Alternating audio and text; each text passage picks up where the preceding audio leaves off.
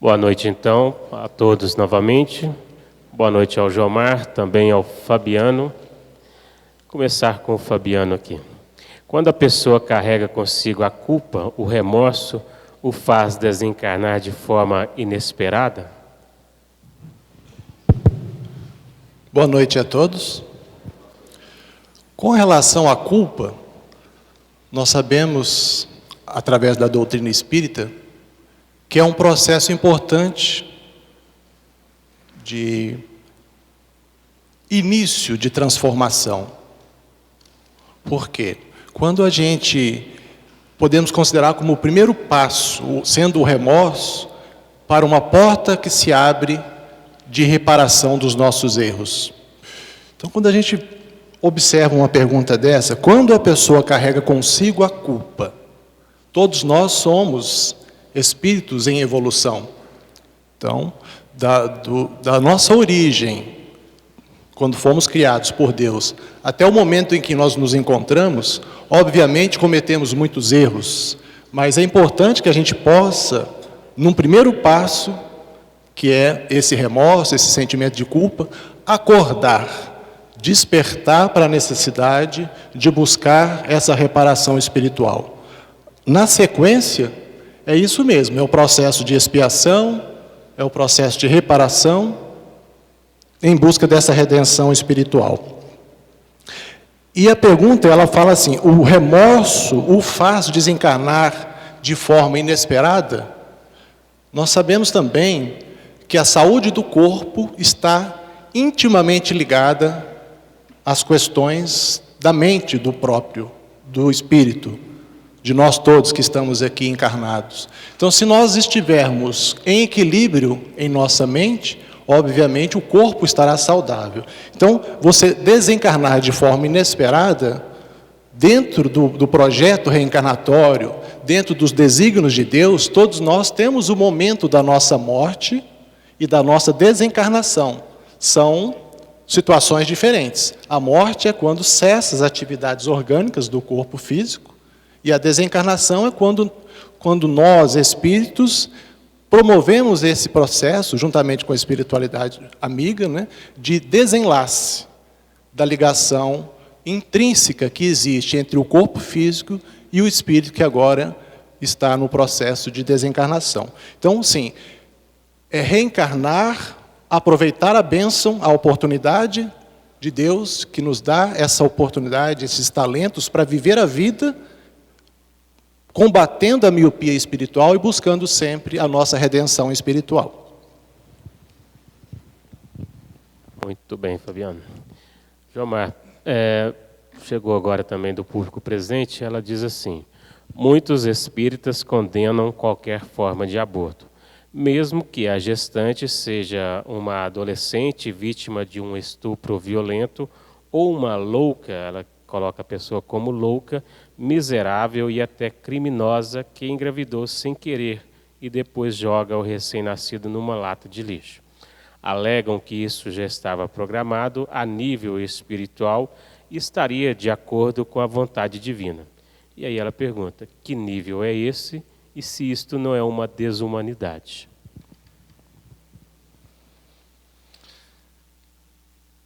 Boa noite a todos. Também aos internautas que vão nos assistir isso depois do momento que foi gravado. Pergunta profunda, né? E a pessoa trouxe digitada, então isso aqui parece que realmente a incomoda. Antes de tentar respondê-la, vamos analisar a questão onde ela fala assim, muitos espíritas condenam qualquer forma de aborto. As opiniões dos espíritas variam muito.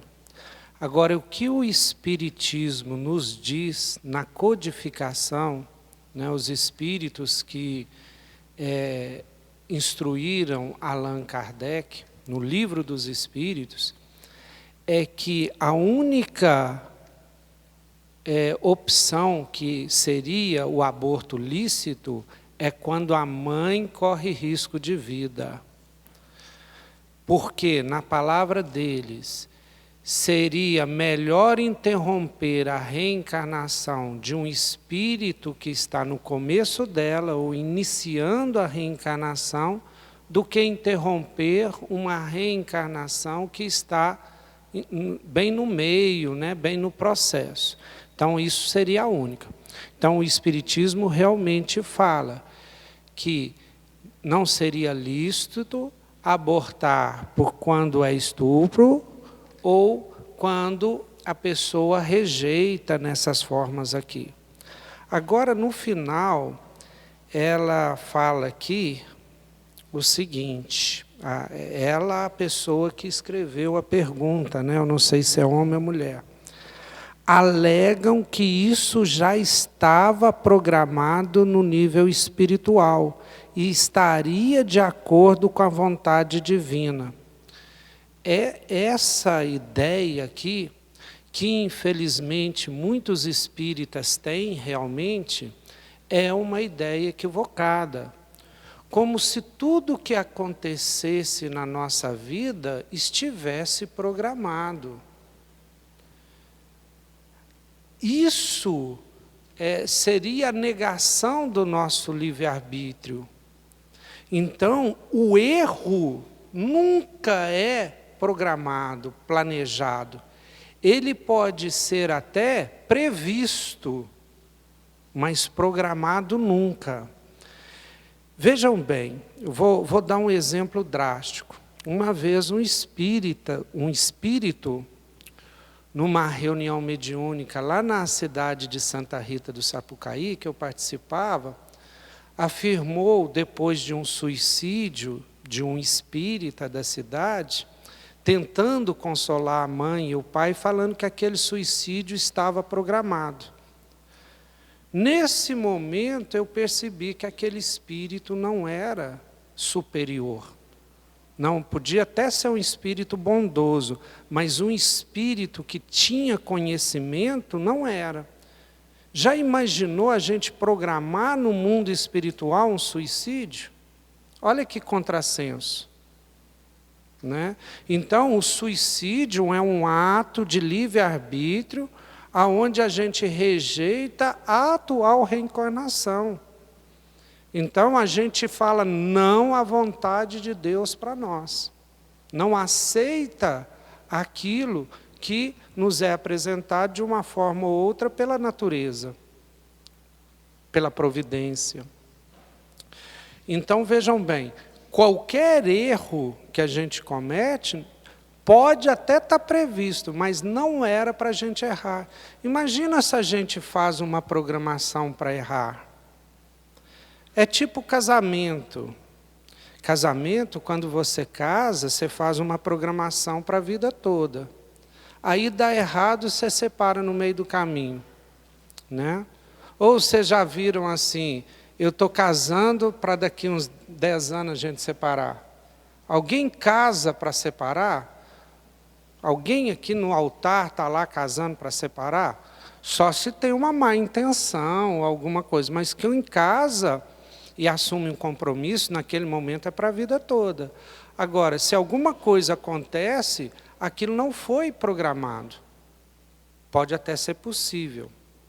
Então, como é que funciona a programação espiritual? Eu tinha muita dúvida sobre isso. Uma vez eu perguntei a Pedro, o espírito que nos orienta, e ele falou que a programação espiritual não é uma programação determinística, é uma programação probabilística. O que significa isso?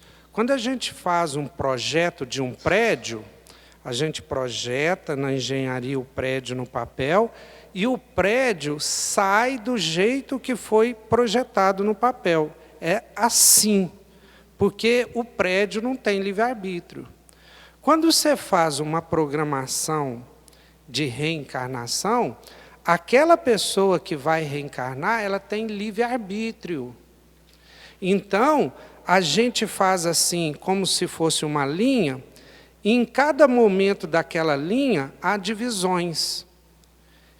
Como se fosse uma árvore, cheia de galhos. E aí, de acordo em cada galho, imagina um espírito indo, passando pela vida e subindo aquela árvore. Em cada decisão ali, ele pode subir mais um pouco, ou ele pode errar um pouco e ir para a esquerda. Então ele pode, na reencarnação, ir num galho bem baixinho, ir num galho médio, ou ir no último galho, aquele galho mais alto. Então, ele, naquela reencarnação, naquele projeto que é tipo uma árvore, o espírito pode cumprir 100% dos seus objetivos, pode cumprir 70%, pode cumprir 0%, né? Não cumprir nada, errar de novo, que ele já errou em outras vidas. Então é assim, é uma programação, mas é uma programação que depende do livre-arbítrio da pessoa. Essas pessoas que abortaram em outras situações aqui, criminosas, jogou no lixo, são erros delas. Mas é melhor errar e levar a gestação até no final que interromper a gestação na metade, abortar conscientemente, voluntariamente. Por quê? Ela está matando uma vida. Ela está assassinando uma vida. Ela não quer a criança, mas ela decidiu, de alguma forma, né? Ela assumiu o risco de ter uma criança, então a doutrina espírita orienta que ela vá até o final. Depois ela pode, inclusive, fazer a doação daquela criança. Mas matar uma criança não nascida é crime. E não é Deus que julga. E não é eu que julga. É a própria consciência da pessoa. Ah, mas ela é louca, ela não está nem aí, não sei o quê. Agora, nesta vida. É tipo assim. Como é que funciona a consciência? São coisas simples, mas é bom a gente explicar. Por exemplo, já me falaram assim, aquele ladrão não tem problema de consciência, ele rouba e não tem nem um pouco de culpa, é a profissão dele. Só se for aqui, agora. Porque a lei divina, a lei universal, a lei das consciências, que Jesus inclusive ensinou, é a lei o seguinte, com a mesma forma que você julga o outro, você também será julgado. Pela própria consciência, é a mesma consciência que julga o outro, é a mesma consciência que te julga.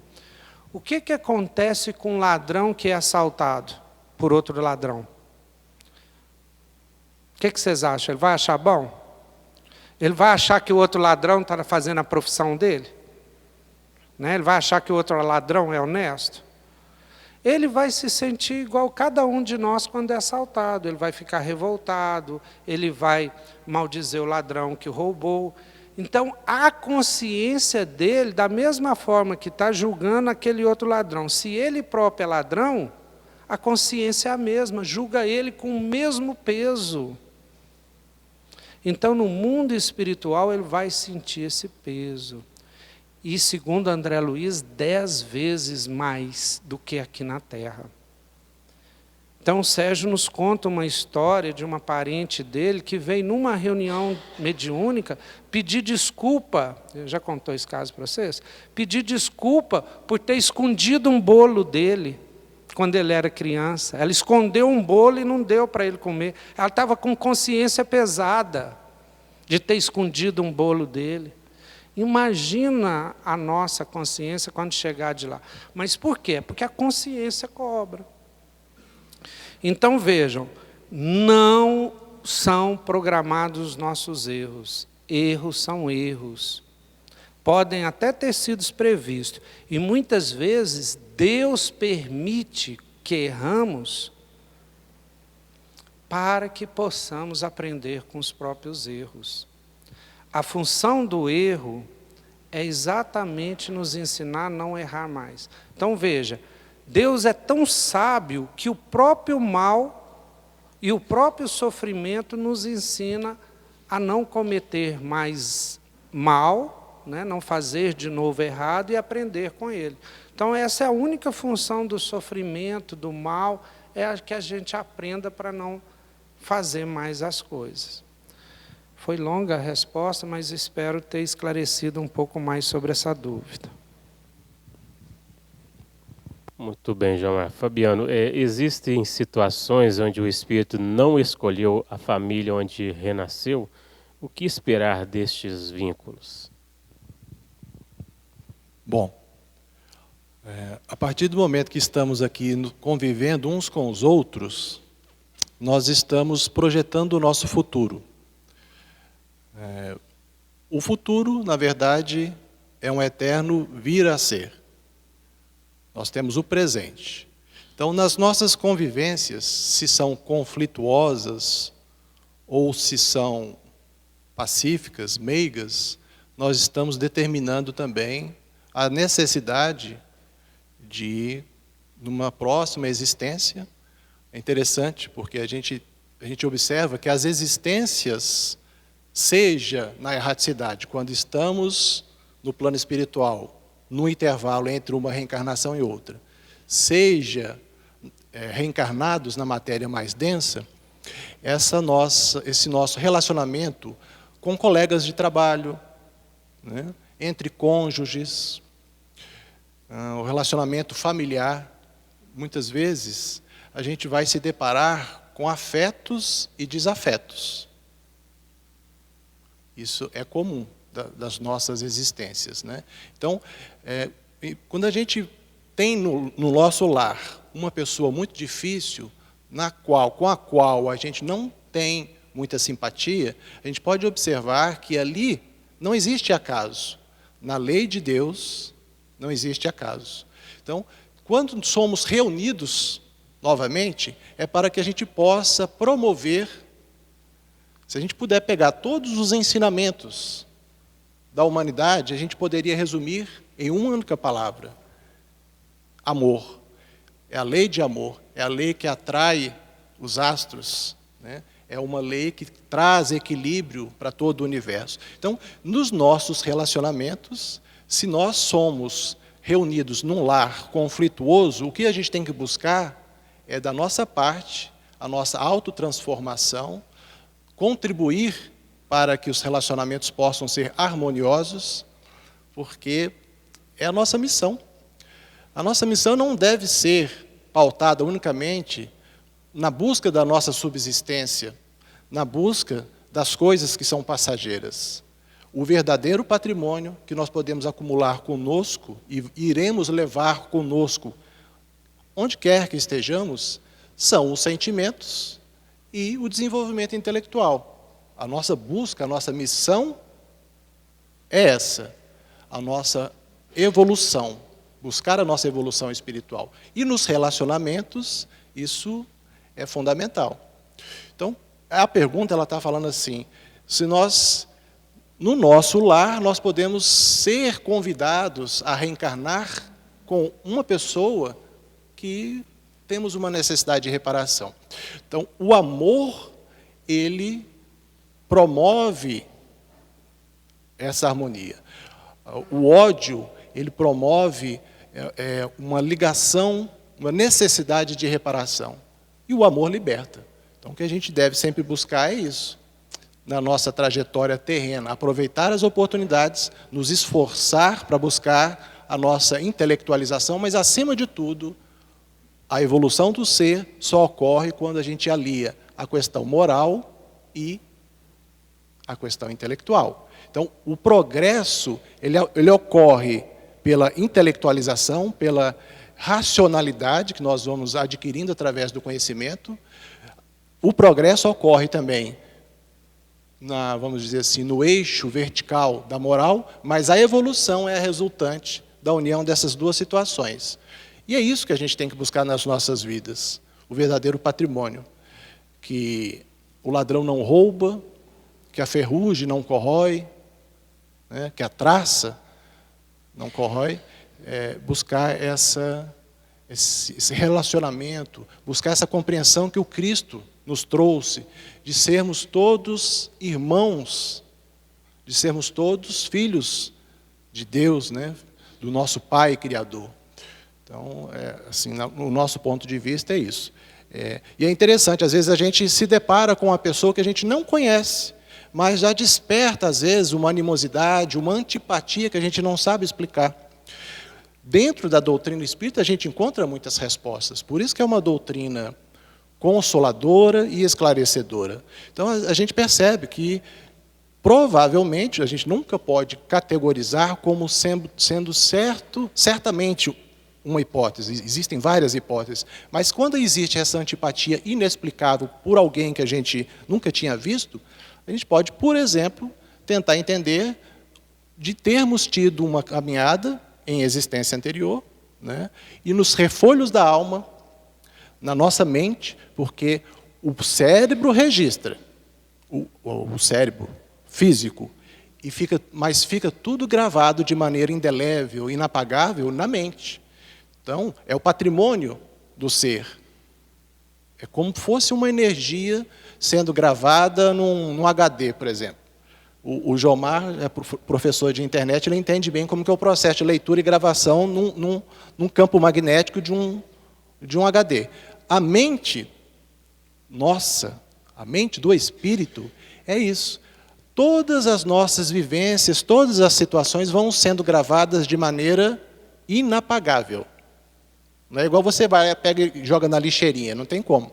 Pode até jogar na lixeira, mas fica nos refolhos da alma, no subconsciente. Então, às vezes, você se depara, você encontra com uma pessoa que você tiver uma animosidade, uma situação não resolvida do passado, que aquilo ali aflora, de forma que a gente não consegue explicar essa animosidade, essa antipatia.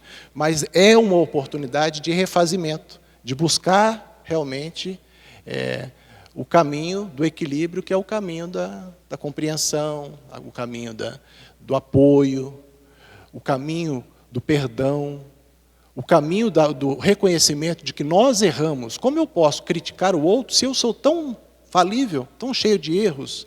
Então, é isso que a doutrina espírita e o Cristo vem nos ensinar, que a gente possa buscar a nossa autotransformação, a nossa evolução, na ajuda mútua ao outro. Essa que é a mensagem do Cristo. Muito bem, Fabiano. Jomar, dando seguimento no que o Fabiano colocou, uma pergunta que chega: como que o Espiritismo explica, então, as almas gêmeas?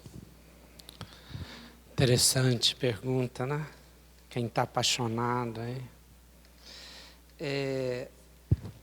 Complementando, né, o Fabiano respondeu muito bem, é isso mesmo. Mas nós temos ainda que preservar o nosso livre-arbítrio.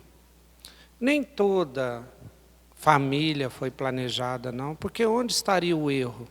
Eu planejei casar com a fulana de tal, mas antes disso conheci outra fulana, e aí me interessei por ela e acabei casando com ela, e aquela que estava planejada teve que se virar para lá. Isso acontece? Claro.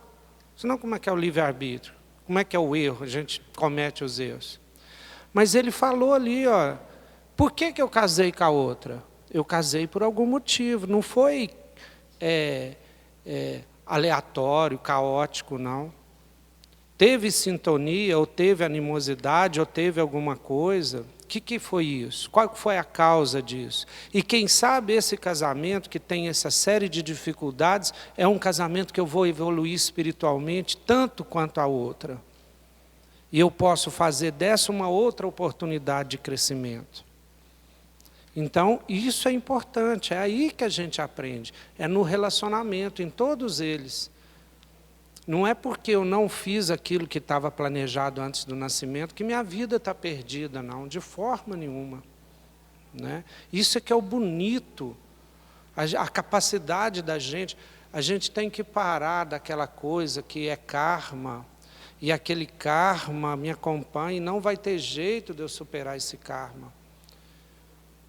Existe sempre atenuantes e agravantes. E a cada momento eu estou modificando o meu karma com a minha boa ação, com a minha atitude. Então, como Chico falou, o meu futuro eu escrevo agora. O agora, com certeza, é consequência do meu passado. Mas o dia de amanhã eu estou construindo hoje. E quando eu falo o dia de amanhã, é amanhã mesmo. E é também daqui a uma semana e é daqui a um ano. Desde que eu use o meu livre-arbítrio e procure mudar. E tem vários e vários exemplos na literatura de pessoas que estavam programadas, sei lá, perder uma perna ou fazer um tanto de coisa, e a ação dela fez com que mudasse isso aí, né? O Emerson Pedersoli, na palestra dele de sábado, agora do CETESP, ele citou um exemplo que eu não conhecia, que está naquele livro lá, Me Ajuda, do Jacó, da escada que eles estavam saindo, né, atravessando o umbral e chegando no... Voltei, exatamente. Livro Voltei, de Chico Xavier. E que eles disseram que o pessoal do Umbrano, ele é assassino, ele é assassino. E o Bezerra de Menezes reuniu eles e falou, ó, não dê ouvido àquilo não e vão caminhar. E aí o Bezerra explicou que, apesar daquele ter sido assassino, isso chocou tanto ele que os 30 anos depois do assassinato, ele dedicou todos os dias ao bem. E ele conseguiu transformar as consequências daquele ato e mudou a vida e alterou todo o sentido dele, que deu a ele uma passagem junto com os outros espíritos, direto para a comunidade. E isso acontece a todo momento, desde que eu faça o bem, que eu me proponha a melhorar, tá certo? Então, essa é a dinâmica, é isso que a gente tem que pegar. Mas, desculpa, almas gêmeas. Livro dos Espíritos, Allan Kardec, ele fala que não existe alma gêmea. Depois, no Consolador, Emmanuel define a alma gêmea como 2 espíritos que se buscam na multidão. E aí questionam Emmanuel, a FEB questiona Emmanuel, se Kardec falou que não existe, por que você está falando? Porque são coisas diferentes, a gente tem que tomar cuidado com palavras. Palavras têm significados diferentes em cada contexto e tal. E a gente tem que pegar o espírito e não as palavras, porque senão você se engana toda hora. O que Kardec falou que não existe é 2 metades eternas. Alma gêmea como 2 metades eternas. Isso não existe, não. Né? Eu precisar de um outro espírito para me completar. Eu, sem aquele outro espírito, sou incompleto. Alma gêmea, nesse sentido, não existe, Kardec está certo. A alma gêmea que Emmanuel cita, né, é 2 espíritos numa sintonia espiritual tão grande, que eles estão numa multidão, e os 2, quando se encontram, há uma sintonia, uma atração natural, que eles já se sentem amigos, que eles já conversam horas a fio, que os ideais são similares, né, os projetos de vida, são espíritos já na mesma sintonia do amor. Provavelmente porque viveram várias vidas juntas. E não só como marido e esposa, mas muitas vezes pai e filho, mãe. São espíritos sintonizados e sem essa conotação sexual. Porque a gente sabe que espírito não tem sexo. A gente pode ter vindo várias vezes como homem, como mulher, como pai, como filho, né, como parente, como sogra, não tem problema, tá? É essas experiências que vai fazer a gente chegar na perfeição. Então, são espíritos ali que evoluíram junto e que têm muita sintonia espiritual. No amor, mas nesse amor de sentido caridade, de perfeição. Não em paixão apenas. Tá? Fabiano, uma pergunta que chegou por agora também. Eu gosto de frequentar o centro, faço o evangelho no lar, me esforço para me manter longe do vício do álcool, mas não tenho conseguido. Sempre fui muito trabalhador, mas de uns tempos para cá minha vida não prospera, nada vai adiante e parece tudo estar dando errado. Tem alguma explicação? Pode ser obsessão? Obsessão. Nós temos a obsessão simples, porque todos nós passamos por um processo de influenciação, mente a mente. Vivemos num mar de pensamentos. Então, obviamente, quando a gente se sintoniza, vamos pegar o pessoal mais antigo aí, lembra ainda do rádio, né? Dos rádios com dial. que você ajustava, né? É só para fazer uma analogia. Então, você sintonizava lá numa determinada estação de rádio e você conseguia, então, captar o que aquela rádio emite em termos de música e conversas e tudo. Na questão da mente, porque a pessoa está perguntando aqui, será que é um processo obsessivo? Eu não consegui largar o vício do álcool? Então, no processo de obsessão simples, nós recebemos essas interferências mentais, de mente a mente, e nós vamos nos sintonizar com ela ou não. Aí nós temos o processo também da fascinação e o processo da subjugação. Subjugação já é um processo obsessivo muito intenso, que o espírito realmente vai interferir de uma maneira bem, vamos dizer assim, intensiva. Mas é interessante quando a pessoa faz a pergunta, eu faço o estudo do Evangelho no lar e me esforço. O principal, vamos dizer assim, o principal dessa pergunta, na minha opinião, é esse falar assim, eu me esforço, eu tenho vontade. Ok, ainda não consegui, mas uma das forças mais importantes da nossa casa mental é a vontade. Porque nós temos os pensamentos, nós temos as questões instintivas, que dão muitas vezes vazão às questões dos vícios, né? Seja no campo do sexo, do álcool, da maledicência. Então, são muitas vezes questões instintivas que a gente traz no nosso patrimônio espiritual. Mas, quando ele fala da vontade, essa vontade que precisa ser ativa, uma vontade firme, é isso que a gente tem que continuar procurando. Porque se a gente pedir auxílio ao Pai, nenhuma das nossas preces fica sem ser atendida. É óbvio, né? Eu não posso pedir coisas que também seriam maléficas para mim. Eu quero ganhar na Mega, eu quero... A gente está querendo dizer o seguinte, quando eu faço uma oração com humildade e peço a Deus que me ampare, que me dê forças para poder fazer determinadas coisas na minha vida, uma delas é largar o vício, porque aquilo ali já está me incomodando. Eu estou fazendo estudo do Evangelho, eu não estou querendo, mas eu às vezes cedo. Mas a gente também não pode se esquecer que a gente também tem esse hábito, né? Achar que tudo é um processo obsessivo que é de fora para dentro. Mas e as questões íntimas? A gente, muitas vezes, não consegue combater um processo obsessivo porque aquilo ali me traz prazer. Então é interessante, é importantíssimo que a gente possa redirecionar, traçar objetivos, buscar a superação de si mesmo. Não é superar o outro, eu tenho que superar a mim mesmo, esse homem velho, cheio de defeitos. Aí sim, pouco a pouco, pedindo amparo à espiritualidade, porque eles sempre nos amparam, né? Aí a gente vai conseguindo, paulatinamente. Olha, o significado desse termo, paulatinamente, foi o que Paulo de Tarso fez. Paulo de Tarso, que antes era Saulo, e depois, quando ele conseguiu fazer esse processo de conversão, olha, interessante a palavra conversão. Conversão, é para dentro.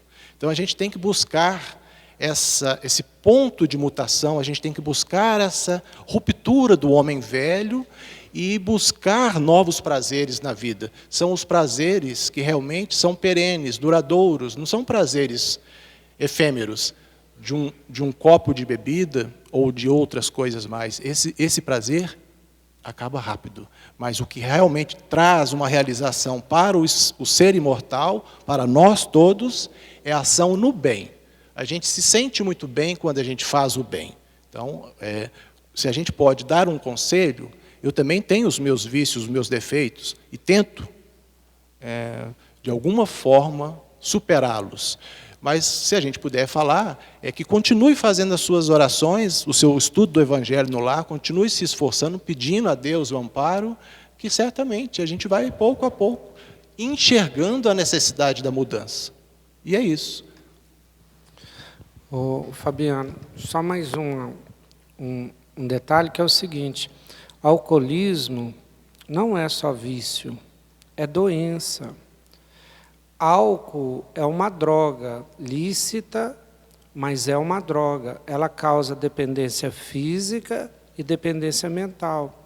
Então, muitas vezes, a gente não dá conta de superar isso sozinho.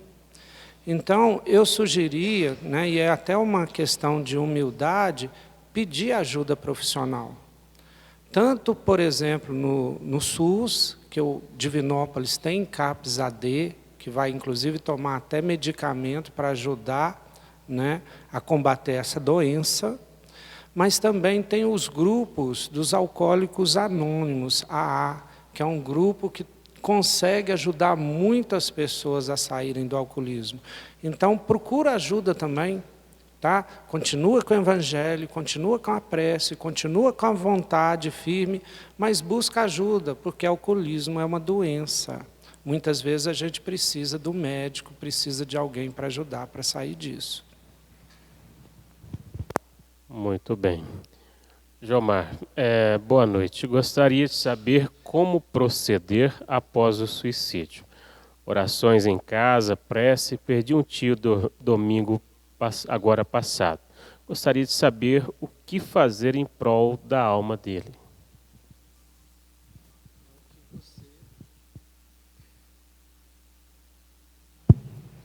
É o que você está fazendo mesmo. Tá? Suicídio, a gente comentou aqui, é o maior ato de violência contra si mesmo e contra a vontade de Deus. Então, a pessoa muitas vezes, né, num ato de insanidade, de loucura, no ápice de uma dor e tudo, comete esse ato. Então, pelos relatos, é um espírito que, com quase toda certeza, está num processo de sofrimento muito grande. A única forma que a gente tem de ajudá-lo é com a prece. Eu sugiro que uma prece pedindo para ele se acalmar, pedindo para ele pensar em Jesus, pedindo para ele orar e pensar em Jesus. Porque, pelo que a gente percebe, esses espíritos, eles ficam como se perdidos no momento do ato em si. E não conseguem superar e receber ajuda. Claro, estou falando de uma forma genérica, porque mesmo o suicídio tem atenuantes e agravantes.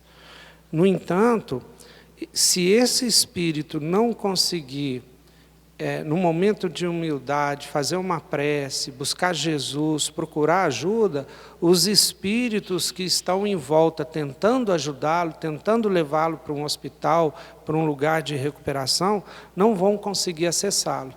Então, os parentes mesmos que o conhecem, que conseguem jogar uma vibração, né, para que ele possa pedir ajuda, para que ele possa lembrar de Jesus, para que ele possa fazer uma oração, para que ele possa, então, ver as pessoas que estão em lado dele, digamos assim, ver entre aspas, né?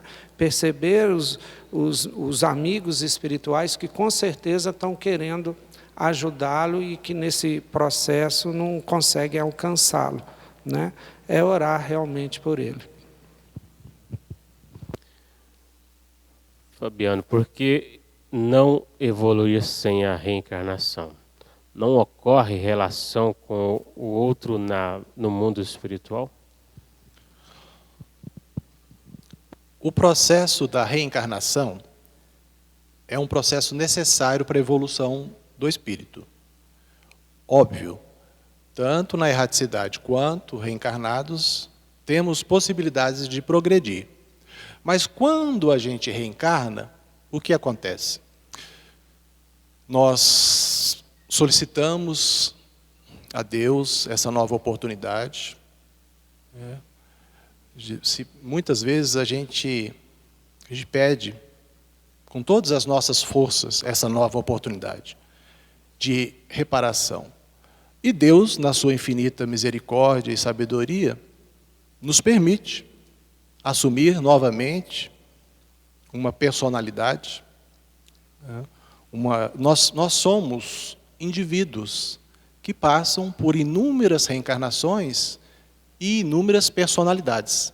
Na atual existência, eu reencarnei na minha família. Então, os meus pais me deram o nome de Fabiano. Então, a minha atual personalidade, moldada, né, pelas necessidades da vida, ela me leva me impulsiona, porque o sofrimento, muitas vezes, ele tem essa característica de mola propulsora, né, que a gente quer melhorar, então me impulsiona a buscar melhorar. Então, a reencarnação, quando eu estou próximo do processo, né, que se inicia de reencarnar, existe um restringimento perispiritual, existe o processo paulatino, lento, de perturbação, não uma perturbação, você vai perdendo pouco a pouco, né, a sua consciência, né, e daí vem o fato de estarmos aqui hoje reencarnados, não nos recordando da existência anterior, porque a bênção do esquecimento é necessária para que a gente possa, então, reintegrar novamente uma família e ali buscar a nossa redenção espiritual, o nosso progresso. A pessoa pergunta, é só pela reencarnação? Não. Nós progredimos e evoluímos tanto reencarnados quanto desencarnados. Mas é reencarnados que a gente, pelo processo do esquecimento, da dádiva do esquecimento, que nós podemos provar se realmente as coisas que eu consegui fazer de melhor estão, vamos dizer, fixadas no meu patrimônio. Aí nessa convivência com o outro, que está perguntando, eu posso me encontrar com o outro no plano espiritual? Posso, sim. Se nós tivermos afinidade, simpatia, amor, nós nos procuramos. Não é realmente uma certeza. Nós temos que construir as possibilidades. Né? Eu achei interessante o termo que o Jomar falou, as probabilidades. Né? A gente tem que construir todo através da ação no amor, as condições para que a gente possa reencontrar um pai, uma mãe, um amigo. Né? Porque quando nos amamos, nós nos buscamos. E é através da prática do bem que Deus nos permite os reencontros. Tanto aqui reencarnados quanto desencarnados. Pela afinidade, nós nos buscamos. Então, a gente tem sim toda a possibilidade. Mas existem N hipóteses, N possibilidades. Não necessariamente a gente vai. Porque às vezes eu desencarno daqui 30 anos. E aquela pessoa que eu havia conhecido, que eu tenho muita vontade de reencontrar no plano espiritual, nesse interim já reencarnou. Quando eu estou desencarnando, ela está reencarnando, entendeu? Então, mas não é só pelo lado também da pessoa estar desencarnada. É importante a gente lembrar que o processo, eu só tenho mais 2 minutos aqui, eu vou tentar encurtar aqui a resposta. É importante a gente reconhecer que, naturalmente, todas as noites, nós passamos pelo processo da emancipação do corpo, parcial. O cérebro tem a sua atividade durante o período de vigília. Nós estamos aqui acordados, né? Então tem uma atividade beta. Quando a gente vai para o sono, que é o refazimento, né, do corpo, o cérebro diminui a atividade dele para alfa, isso é medido em hertz, a gente consegue então esse desdobramento, essa emancipação parcial. Então nós nos reencontramos também todas as noites com os afins, com aqueles que a gente busca. Então é só relembrando que não é só estando desencarnados que a gente pode reencontrar com alguém que já desencarnou, não. Todas as noites também podemos, com a permissão de Deus, da espiritualidade superior, promover esses reencontros. Muito bem, Fabiano, Jomar também, nosso tempo se encerrou, agradecemos também a todos, e daqui a pouquinho então a palestra pública, hoje com a Mara Regina, falando sobre o tema aborto.